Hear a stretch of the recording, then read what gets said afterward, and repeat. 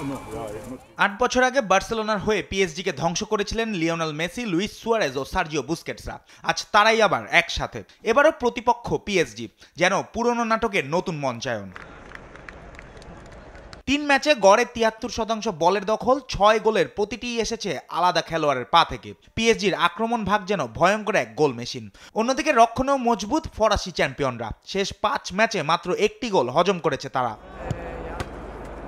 পিএসজির একমাত্র ইনজুরি সমস্যা ওসমান ডেম্বেলে, তবে সেরে উঠলেও হয়তো শুরুতে বেঞ্চেই থাকবেন। তার জায়গায় সেনি মাউল আছেন দুর্দান্ত ছন্দে, আছেন ব্র্যাডলি বারকোলা ও গঞ্জালো রামোসও।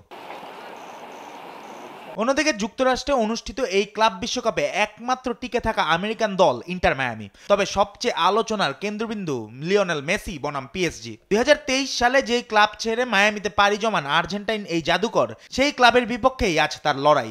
গ্রুপ পর্বে নিজের সিগনেচার ফ্রি কিকে জেতান ম্যাচ, সুয়ারেজের গোলে পালমেইরাসের সঙ্গে ড্র, সব মিলিয়ে ইন্টার মায়ামি বেশ আত্মবিশ্বাসী। তবে ইনজুরি তাদের বড় চিন্তা।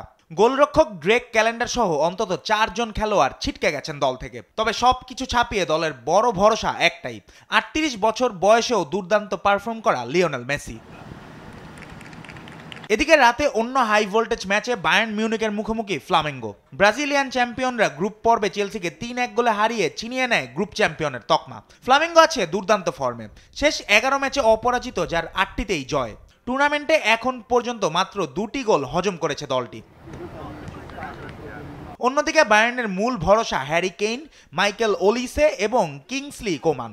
ফেরার সম্ভাবনা রয়েছে জামাল মুসিয়ালেরও। তবে ইনজুরির সমস্যায় নেই কিম মিন জায়ে, আলফোন্সো ডেভিস ও হিরোকি ইতো। তাই রক্ষণে কিছুটা ঘাটতি থাকলেও আক্রমণে পুরোদমে প্রস্তুত জার্মান জায়ান্টরা। জুবায়ের নূর, স্পোর্টস ডেস্ক, দেশ টিভি।